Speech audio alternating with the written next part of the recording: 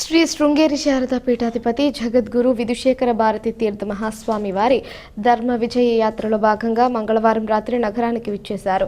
జగద్గురులకు committee కన్వీనర్లు, వేద పండితులు, మేళతాళాలు, పూర్ణకుంభంతో స్వాగతం పలికారు.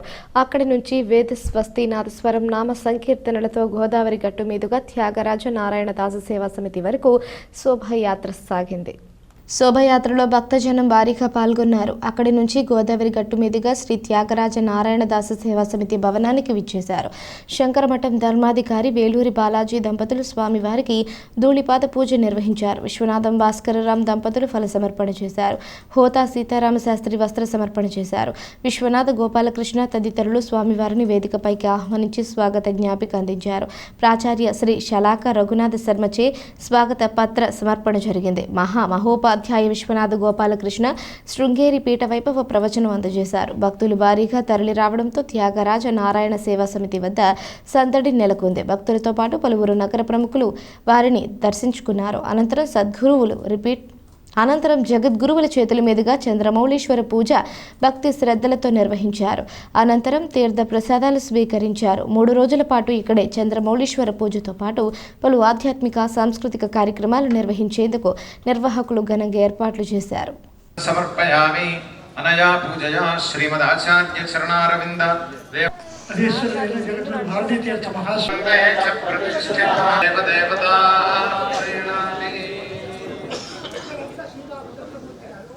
ప్రవక్తలకు మాత్రమే ద్వైపాయనుడు శ్రీ ఆదిశంకర భగవత్పాదుల వారు సప్రమాణముగా నిరూపించి ఉన్నారు.